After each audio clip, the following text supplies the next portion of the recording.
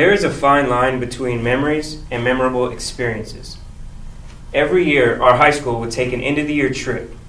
It was just our high school students, and these trips were meant to just have fun and bring kids together and make a little memories on the way.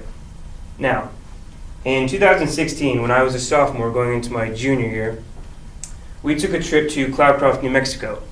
And in this trip, we camped out on just the side of Cloudcroft, and we would drive to White Sands.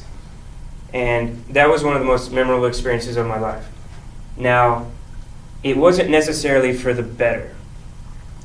Me and a couple of my friends, Luke, Robert, and Zarek, decided that we would go for a hike one morning. It was 6 a.m., and we got up before anyone else so that we could get started. It was freezing outside, it was still dark, and we had no idea what we were doing. So we climbed this mountain, and we get to the top, and we're just having a good time. You know, it was the first time we had service on the whole trip, so we were going to hang out there for a little while.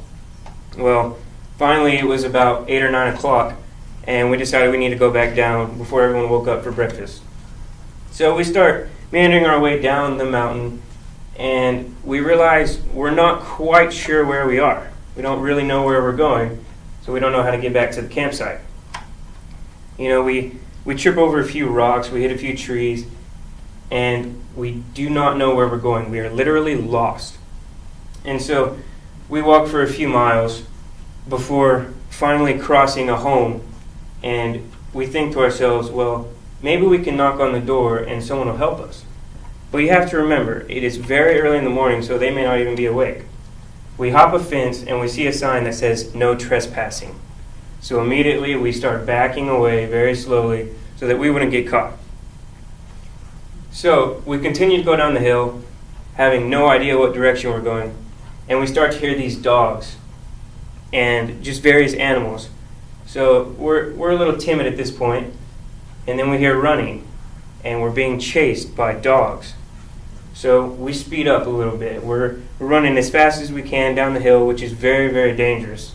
You know, we're tripping over rocks and all kinds of crazy stuff. Well, about an hour later of just being trapped on this mountain, we try to make a phone call to one of the kids down at the campsite to tell them that we're lost and we need help. Well, I was the one who made the phone call, and instead of calling the kid, I accidentally called his dad because I had them under the same name. Well, his dad answered the phone, and we said, "Help, help, we're lost." And he said, "Wrong number," and he hung up on us. All hope was lost at that point, so we just kept trucking down the hill. Without knowing anywhere to go, we finally reached the bottom, and we're at some paintball arena. And we'd remembered our principal who went on the trip with us telling us that there's a paintball arena not far away from the campsite.